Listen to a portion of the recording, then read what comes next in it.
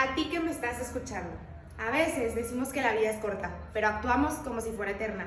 A veces no nos damos cuenta de que cada día es una oportunidad nueva y de que tú que estás escuchando esto eres un milagro. Sí, literalmente, un milagro. Entonces, ¿por qué no vivimos el día como si fuera nuestro último? Yo, Camila Dehesa González, entendí completamente el valor de la vida hasta hace aproximadamente 2 años, con una experiencia que me hizo cambiar mi forma de pensar y de actuar.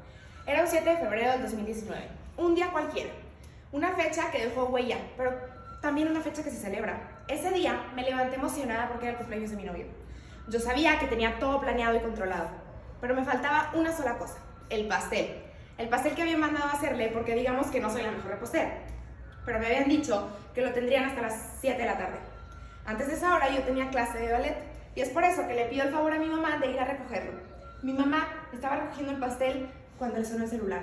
Lo buscó en su bolsa y cuando finalmente lo encontró, contestó. Era mi papá. Con voz de angustia, desesperación, dolor y voz cortada, le preguntó, ¿dónde estás? ¿A qué hora llegas a la casa? Mi mamá le contestó que estaba recogiendo el pastel y que después de eso iba a la casa. ¿Pero qué pasaba? ¿O por qué preguntaba? Mi papá, sin contestar, cuelga. Yo salí feliz de mi clase de ballet. Me subí a la camioneta y manejé hasta la casa mientras cantaba. Es entonces cuando me llegan 2 boinos de mi mamá. Pero por no querer que me corten la inspiración, los ignoré y seguí cantando. Se acabó la canción y le marqué a mi novio para ver a qué hora vendría por mí para ir a cenar por su cumpleaños. Y después de como 10 minutos de hablar con él, cuelgo y me meto a la conversación de mi mamá. Le pongo play al primer voice note y desde el primer segundo supe que algo estaba mal, ya que mi mamá hablaba con un tono de voz acelerada y preocupada. Mi mamá me explicaba que se tuvo que ir al hospital porque llegó a la casa y lo único que encontró fueron los lentes de mi papá y su cinto tirados en el piso de la entrada de la casa, un vaso de leche a la mitad, los cojines de sillón desacomodados y la leche afuera del refri. Pero mi papá no estaba.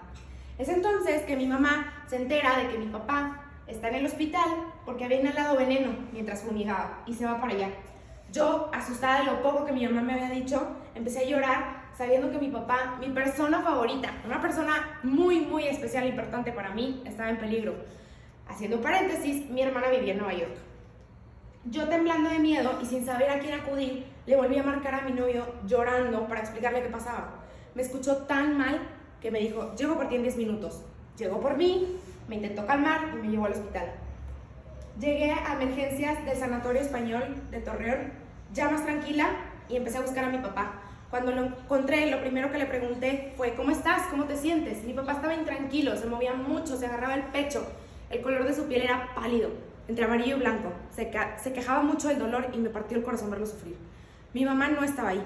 En eso, la enfermera que estaba checando a mi papá estaba acelerada, desesperada, porque el monitor no captaba el ritmo cardíaco de mi papá. Y es en ese entonces cuando se dan cuenta de que no era el aparato que no captaba el corazón de mi papá, ni estaba envenenado, sino que era el corazón de mi papá que estaba dejando de funcionar. Al captar este momento, las enfermeras le marcan a un doctor, el cual iba entrando, gracias a Dios, al hospital, da instrucciones y dice que mi papá tiene que ser intervenido inmediatamente. Suben a mi papá a una silla de ruedas, retorcido el dolor se despide de mí, le doy la bendición y veo cómo se lo llevan sin saber qué pasaba exactamente con él. Después de ya no verlo, voy a buscar a mi mamá en los pasillos del hospital, hasta encontrarla en la sala de espera del quirófano, sentada, con la cabeza hacia abajo, lágrimas escurriendo y más de 5 imágenes cristianas siendo apretadas por sus manos.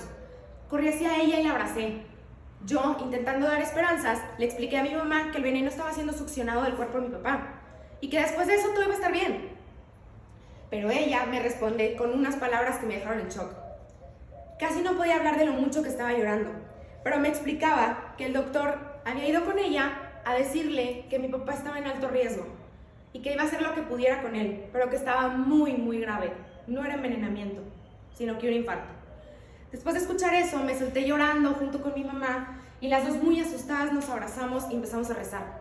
Pasaron 3 horas desde que mi papá había entrado al quirófano y sale el doctor y con cara de triunfo, gracias a Dios, nos dice que ha salvado la vida de mi papá, pero que sigue muy delicado y que tuvo que trasladarlo a terapia intensiva porque tenía que estar en observación y recuperación. ¡Pero estaba vivo! No había sido nada fácil la intervención. al corazón que le hicieron, por lo cual solo lograron destapar una de las 3 arterias que tenía tapadas, ya que era la mayor y la que estaba tapada completamente por coágulos de sangre formados sin dejar que pasara la sangre al corazón. Al día siguiente fui a visitar a mi papá al hospital. Llegué y subí a terapia intensiva. Estaba ansiosa por ver a mi papá. Me puse la bata, el tapabocas y me dirigí al cubículo donde lo tenían. Al entrar y ver la cara de mi papá, se me volvió a romper el corazón. Lo veía débil, lo veía cansado, con cara de dolor. Me acerqué a él, le di un beso y lo abracé. Él, con voz baja, apenas le salían las palabras, me dijo que me quería mucho. Me quedé platicando con él un buen rato hasta que se acabó el tiempo de visita y tuve que despedirme para que mi mamá pudiera entrar a verlo. Lo que más me impresionó de esta vez fue que aún después de haberse infartado y estar delicado y en terapia intensiva, me hizo reír. Por eso es que llamo a mi papá un héroe, porque luchó contra la vida y aún así ni un infarto lo detuvo hacer él. Juan Ignacio de esa Torre, una persona con una personalidad distinguible e inigualable, una persona trabajadora, que disfruta de existir, disfruta de la vida y saca la mejor versión de él todos los días desde que se levanta. Mi papá es la persona más admirable que conozco y a quien me gustaría tener por muchos años más de vida. Papá, si estás escuchando esto, quiero que sepas que te valoro infinitamente y que estoy eternamente agradecida de tenerte, a ti como mi papá, mejor amigo y compañero de cualidades. Quiero que sepas que te amo con todo mi corazón y que nunca te voy a fallar. No hay nadie como tú ni nadie que te reemplace. Espero y confío en que te tendré muchos años más de vida a mi lado. Gracias por tanto y perdón por tan poco. Esta historia no acaba aquí, sino que detrás de todo esto y después hay mucha más historia. Hoy, en este día, en este discurso, me atrevo a declarar que después de todo esto mi papá dejó de fumar y soy la persona más orgullosa y feliz del mundo. También quiero decirte a ti que estás escuchando esto que si mi papá pudo, tú también puedes. No me refiero solamente a la adicción del cigarro, sino que también puedes dejar todo aquello que no te hace bien para tu vida, que no te deja nada bueno y que no te suma. Quiero decirte que todo es posible en esta vida si tienes las ganas de hacerlo y que no hay imposibles para alguien con sueños. No te rindas, sigue subiendo escalón por escalón, día con día y vas a llegar muy muy lejos, te lo aseguro. Nunca te dejes tumbar, tropiézate, cánsate, cáete, levántate, descansa ratos y sigue, pero nunca, nunca te dejes derrotar, porque nadie puede contra ti, eres fuerte. Con todo esto, quiero que entiendas la lección de que la vida no es para mañana, la vida es hoy, ahorita, en el presente, para vivirla y disfrutarla. No esperes a nadie ni nada para seguir tu camino y llegar muy lejos.